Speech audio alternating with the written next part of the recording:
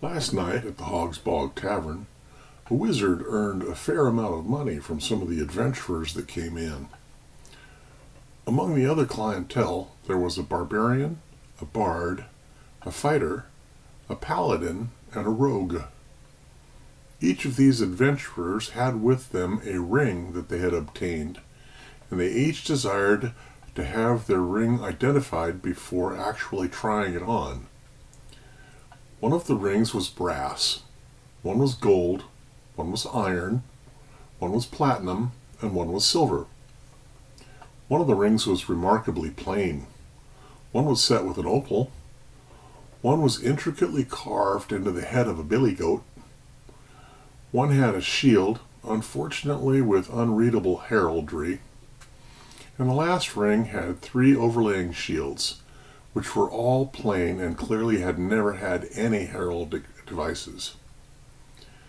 Based on the clues given below, can you figure out which class of adventurer had which ring, what material the ring was made of, which ring had what features, and what magic the ring was eventually identified as having? Number 1. The barbarian thought he had a plain silver ring, but he was mistaken. He had a plain platinum ring. Number 2. The ring with the billy goat's head had been a magical ring of ram at one time, but its charges had all been used up, and the ring was no longer magical. As is traditional, it was made of iron. Number 3. The ring that was owned by the Paladin was identified as a ring of water walking. It wasn't plain, but it didn't feature shields. Number 4. The fighter did not have a ring featuring shields either. Number 5. The ring featuring 1 shield was made of brass, but the ring with 3 shields was made of gold. The bard's ring wasn't brass. Number 6.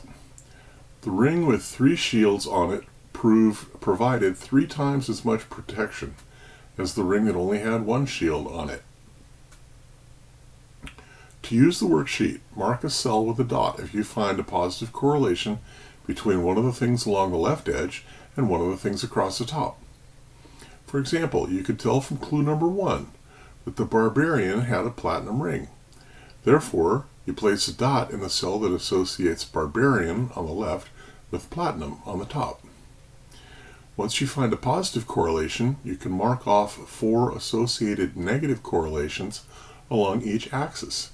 For example, if you have a dot in the cell for barbarian and platinum, you could place an X in each of the following cells: barbarian and brass, barbarian and gold, barbarian and iron, barbarian and silver, bard and platinum, fighter and platinum, paladin and platinum, and rogue and platinum. If you can establish 4 negative correlations in a group along one axis, you have proven the 5th cell in that group is the positive correlation. As above, if you mark a positive correlation with a dot in the cell, mark the negative correlations along the other axis with an X.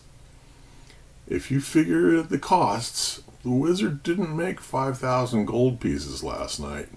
It cost him more than 500 gold pieces in pearls and 5 cups of wine to cast the 5 identify magic spells.